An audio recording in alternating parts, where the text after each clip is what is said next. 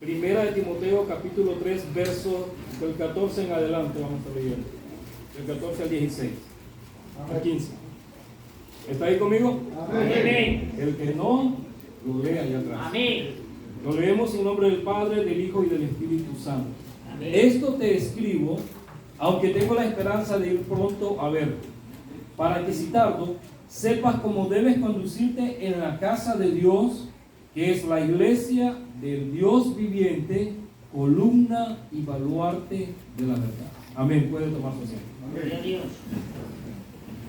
Pablo le está escribiendo esta carta a Timoteo. Timoteo pues era un joven evangelista que estaba ahí en la iglesia de Éfeso, y al ser un joven pues tenía muchos retos, ¿verdad? Recuerden que la iglesia de Éfeso, como las demás iglesias que estaban en Asia Menor, eran iglesias gentiles, era gente gentil que se había convertido al cristianismo. Entonces estas iglesias, estas personas que se habían convertido al cristianismo tenían la cultura de cada una de las ciudades en las que vivían, ¿verdad? Los que vivían en la Odisea, los que vivían en Éfeso, los que vivían en Corinto, los que vivían en Galacia, los que vivían en Tesalónica, en Colosas. Cada quien tenía sus propias costumbres, cada quien tenía su propia manera de ser, y esta gente se había convertido al cristianismo. Y ahora Pablo le estaba girando instrucciones a Timoteo, que era un joven, de cómo él debía conducirse en la iglesia de Cristo, porque Pablo no estaba en ese momento ahí con él. Y le dice: esto te escribo, aunque tengo la esperanza de ir pronto a verte, para que si tardo, sepas cómo debes conducirte en la casa de Dios. Entonces ahí nos está hablando de algo muy importante, que tenemos que tener una conducta de acuerdo a la Biblia en la casa de Dios. Amén. Y dice la palabra, que es la casa de Dios, que es la iglesia del Dios viviente, columna y baluarte de la verdad. Esto es una columna. ¿Cuál es la función de esta columna aquí? No crean que está de adorno, o no sé si esto pasa. No creo. Soporta. Está soportando el peso de eso que está ahí, que soporta el techo. Si esto no estuviera ahí, ese techo viene para abajo. Entonces dice que la iglesia es columna de la verdad, pero también dice que es un baluarte de la verdad.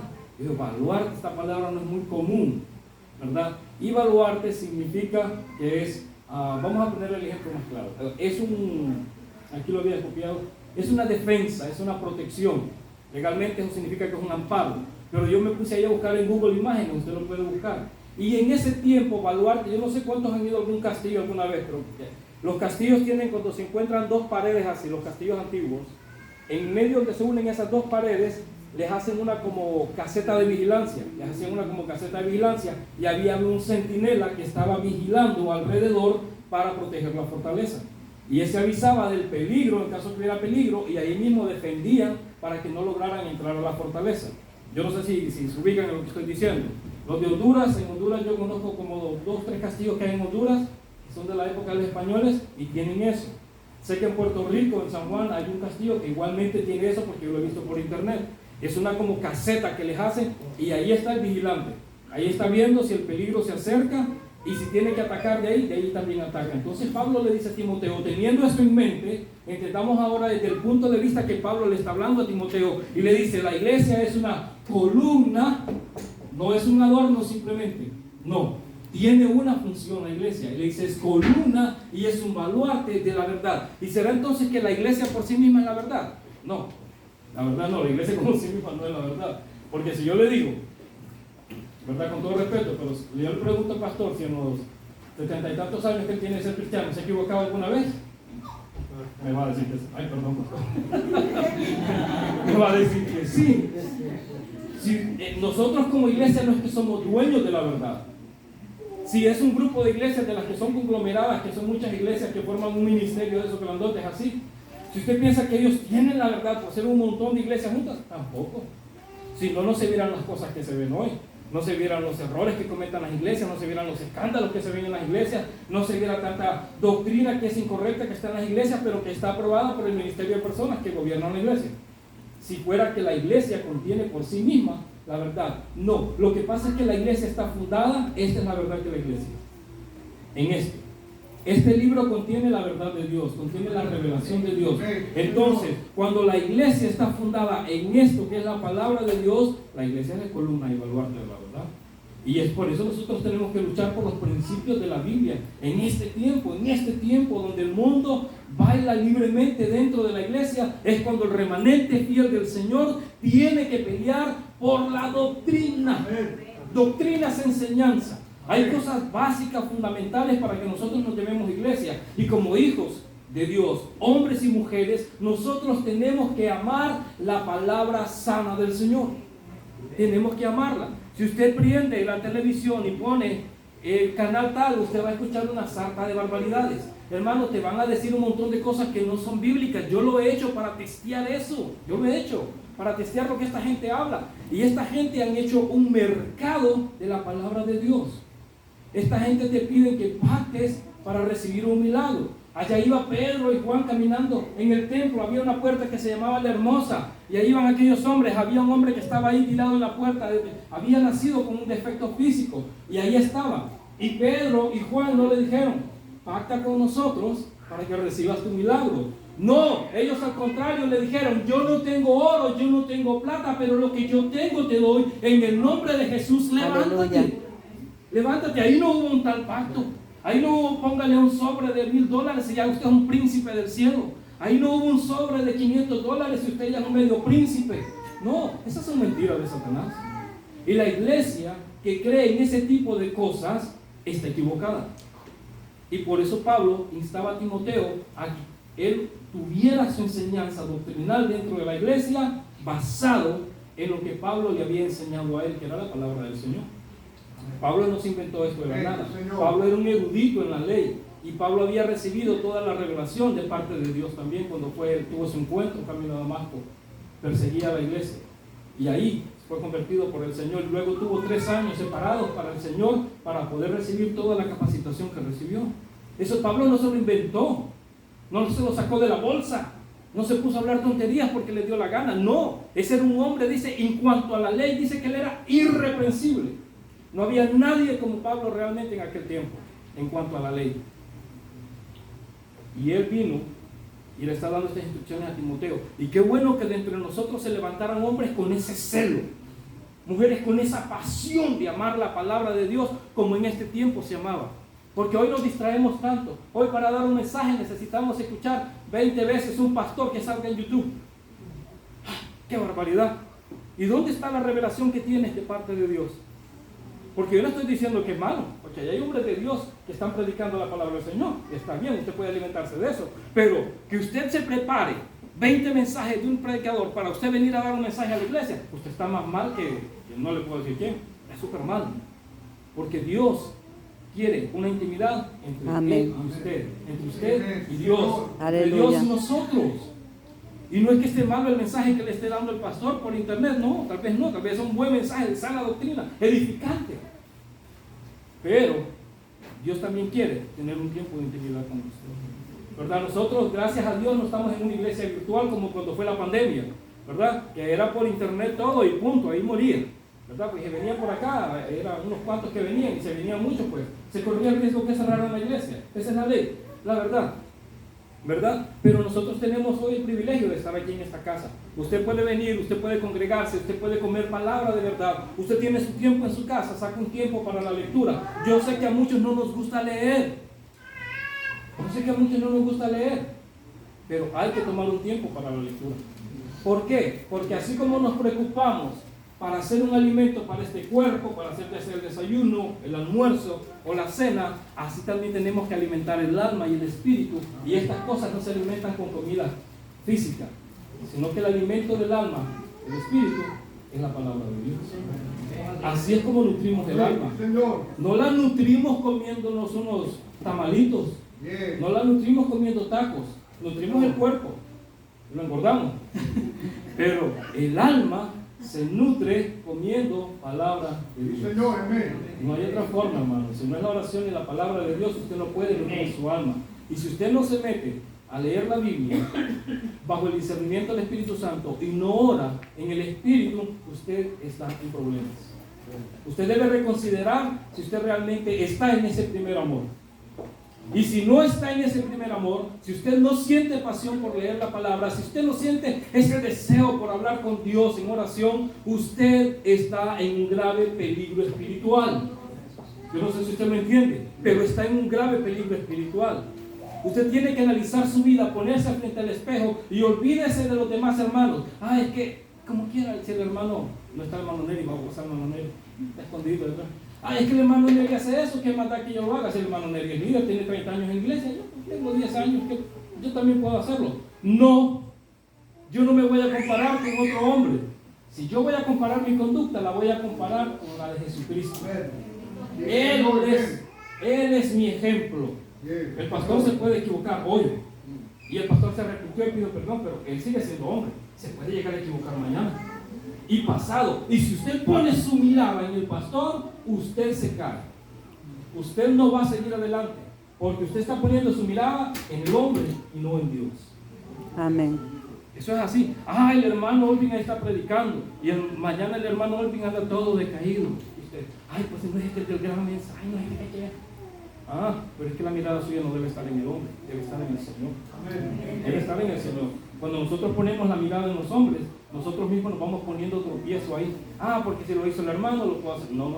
Sana doctrina, Pablo le enseña que cumpla con este ministerio, que la iglesia es columna y baluarte de la verdad. Una verdad basada en las Escrituras, en la vida de Cristo, en las buenas nuevas del Evangelio de salvación. ¿Y qué es lo que Pablo le escribe? Porque le dice, para que si tardo sepas cómo debes conducirte en la casa de Dios, que es la iglesia del Dios viviente, columna y baluarte de la verdad. Estas cosas te escribo. ¿Y qué cosas le escribió?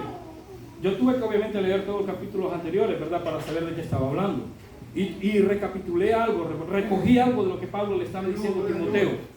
Y lo dice, como te rogué en el capítulo 1, verso 3, le dice, como que te rogué que te quedases en Éfeso cuando fui a Macedonia, para que mandases a algunos que no enseñen una doctrina distinta, una doctrina diferente. ¿Y qué es una doctrina diferente? ¿Cuáles son las doctrinas que Pablo le enseñaba a Timoteo? Que la salvación no es por obras. Mire, yo lo digo con vergüenza, pero usted agarre a cualquier cristiano pentecostés, a cualquiera, de un montón, y pregúntele cómo se obtiene la salvación, y se va a sorprender de la verdad. Muchos le van a decir, ¿cómo se obtiene? ¿Cómo se obtiene la salvación? Bíblicamente, el que lo sepa que me lo diga, levante la mano. Dice que no es por obra para que nadie se jacte. No es por obras, entonces ¿por qué es? Es por fe. Es por fe. Aleluya. Es por fe. La salvación es únicamente por fe, dice la palabra, en el Señor Jesucristo. No por obras para que nadie, oiga bien, nadie se gloríe. Es decir, cuando usted alguien le dice, hermano, usted si quiere ser salvo, hermano, métase en ayuno, hermano. Póngase a ayunar. Hermano, suena muy bonito, suena muy santo, pero no es bíblico. Si ve cuán difícil es cuidar la sana doctrina. Ese predicador, sáquenlo, está hablando cosas mal. No, es palabra de Dios. Hermano, usted tiene que orar mucho para que usted alcance la salvación. No. Y esto me estoy metiendo en problemas, yo sé. Pero es que la Biblia dice que la salvación es solamente a través de la fe. Es por gracia. Aquellos hombres le preguntaron a Pedro, varones, ¿y nosotros qué vamos a hacer para ser salvos? Y Pedro le dijo, crean en el Señor Jesucristo y entonces serán salvos. Pedro no le dijo, métanse en 7 días de ayuno para que sean salvos. No le dijo, pélense las rodillas orando para que sean salvos. Porque la salvación no es cosa del hombre. Usted no se puede ganar la salvación delante de Dios. Es solamente a través del sacrificio en la cruz del Calvario. Nada Aleluya. más. Doctrina básica de la iglesia cristiana. Es básico. Pero usted le pregunta a cualquier cristiano y no lo sabe. ¡Qué vergüenza! Y esto es lo básico de nuestra fe. Lo básico.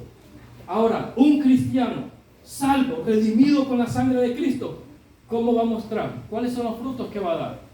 La Biblia dice que oremos. Entonces un cristiano tiene que orar. ¿Ve la diferencia? No para ser salvo, es porque ya es salvo.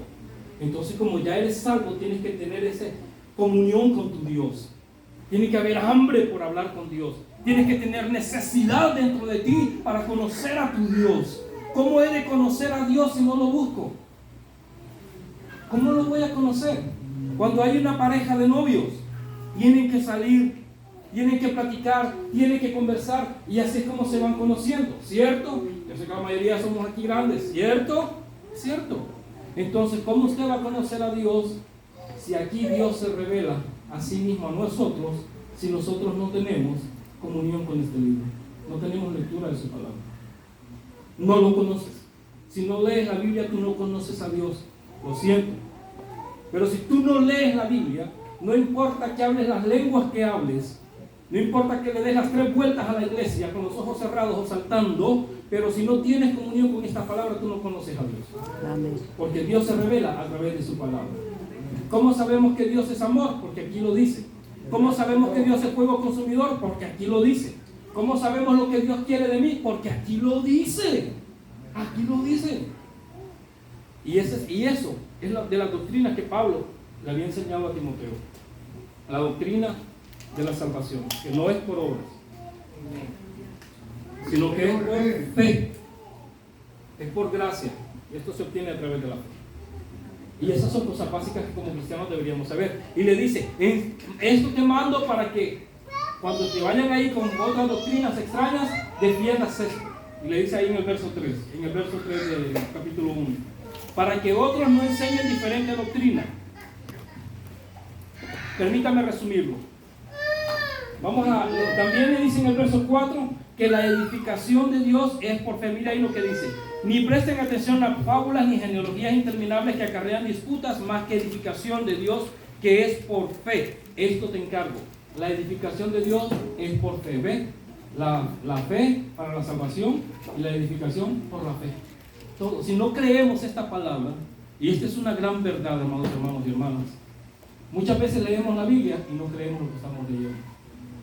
Lo leemos y tomamos como si fuera el editorial de un periódico que habían antes, ¿verdad? Yo sé que los jóvenes de hoy no saben qué es eso, pero antes habían periódicos de papel y ahí salía mucha información y lo tomamos así como un libro cualquiera. Tienes que creer lo que la Biblia dice.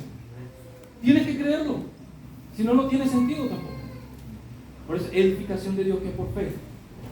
En el verso 15 dice algo muy importante, otra de las doctrinas básicas que como iglesia tenemos que tener. Dice, palabra fiel y digna de ser recibida por todos, que Cristo Jesús vino al mundo a salvar a los pecadores. ¿A qué vino Cristo Jesús? ¿Y quién de nosotros aquí no ha sido pecador o no es pecador? ¿Alguien que levante la mano? O sea, todos nosotros. Él vino para salvar a los pecadores. Cuando nosotros miremos a una persona en pecado, mi deber como cristiano es advertir conforme a la palabra que la conducta es incorrecta. ¿Ok? Hasta ahí. Tratar de edificarlo, no de destruirlo. Porque la misma carta a los Gálatas dice que cuando alguien está en pecado, nosotros le exhortemos con amor, considerándonos a nosotros mismos, porque nosotros también podemos llegar a ser tentados de Dios. Amén. Dice que lo hagamos con espíritu de amor, no diciéndole, hijo del diablo, mañana te vas al infierno. Esa no es una manera de restaurar a una persona. No lo es. No lo es. Porque usted no sabe si mañana usted va a caer en tentación, que Dios no lo permita, y usted vaya a estar en una condición mucho peor de la que está aquel hermano que está condenando ahora mismo. Así que la boca del cristiano tiene que hablar palabras de edificación. Cuando tiene que hablar palabras de restauración, habrá ese tiempo de hablar palabras de restauración. Cuando tiene que hablar palabras de reprensión, también la Escritura le autoriza a hablar palabras de reprender. Pero ahí le da las pautas cómo debe reprender a una persona. Dice, a las ancianas como madres. A los ancianos no permitas acusación si no es con 2 o 3 testigos. Ahí dice la Biblia, pero nosotros nos hacemos bolas. Amén. Porque no conocemos las enseñanzas básicas que como iglesia deberíamos conocer. Porque no estamos creyendo a la Biblia. No estamos creyendo lo que dice aquí. Muchas veces decimos que amamos al Espíritu Santo, lloramos, damos unas cuantas lenguas y hacemos muchas cosas y se nos olvida. E ignoramos la palabra y decimos, no, es que la letra mata y el Espíritu vivifica. Amén, eso es cierto. Pero te tengo noticias. Esta palabra la inspiró el Espíritu Santo. Aleluya. Señor. ¿Amas al Espíritu Santo? Debes amar esta palabra. Amén. ¿Amas al Espíritu Santo? Debes amar esta palabra. Porque Él tomó a Moisés y lo inspiró para que escribiera el Pentateuco. Él tomó a Isaías para que escribiera esa profecía. Él tomó a Mateo, Él tomó a Marcos, Él tomó a Lucas, Él tomó a Juan, Él tomó a Pedro, Él tomó a todos los que escribieron estos libros. Ellos lo escribieron, pero la inspiración vino de parte de Dios a través del Espíritu Santo. Así que si usted ama al Espíritu Santo y usted es un pentecostal de fuego, que arde en fuego, debe amar la palabra de Dios. Aleluya. Basta ya de tanta locura las iglesias pentecostales, que han basado su enseñanza en sentir. Si hoy yo no siento a Dios, Dios no está conmigo. La Biblia dice: yo voy a estar contigo todos los días hasta el fin del mundo. Aleluya. No dice: Regina, si hoy me sientes, yo estoy contigo, y si mañana no me sientes, no estoy contigo. No podemos hacer mentiroso a Dios. Tenemos que creer a su palabra. Hoy me siento débil, hoy me siento enfermo, hoy me siento acabado, pero ¿sabes qué? Sobre todas esas cosas yo sé que Dios está conmigo. Yo voy a salir de esto. ¿Por qué? Porque Dios está conmigo. Yo voy a salir de esto porque Dios está conmigo. Que por allá hay un espíritu de depresión molestando y fastide. Claro que sí, claro que sí. Hay mucha gente turbada de la mente, claro que la hay. Pero una cosa debes creer por encima de todo ataque que te viene: que Dios dijo: yo no te dejaré y yo no te desampararé. Cuando usted está con ese tipo de pensamiento, usted no siente la presencia de Dios. Claro que no, si no estoy diciendo, no la siente. Pero ¿sabe qué? Aunque usted no la sienta, la promesa, la palabra fiel y verdadera de Dios dijo que Él iba a estar con nosotros. Y la barca se moverá, las aguas se levantarán, pero no se hundirán, porque Dios está peleando esa batalla. Él va al frente de toda esa tormenta. Amén. Y cuando aquello parezca que ya no va para ningún lado, que se hunde, sale el maestro y manda bonanza en medio de la tempestad. Yo sé que muchos hemos vivido etapas como esas. Yo lo sé. Y esta es la palabra de Dios, que esas son doctrinas básicas. Por Pablo le está diciendo a Timoteo todas estas cosas. Sigamos adelante. En el verso 19 también está diciendo algo. Le dice: manteniendo la fe y la buena conciencia, desechando la cual algunas naufragaron en cuanto a la fe. Hay que mantener la fe. Por eso le decía que tenemos que creer esta palabra. ¿Y cómo mantenemos la fe? ¿Cómo alimentamos nuestra fe? Tenemos que alimentar esta fe nosotros. ¿Cómo nutrimos nuestra fe? Creyendo la palabra de Dios, hablando palabra de Dios,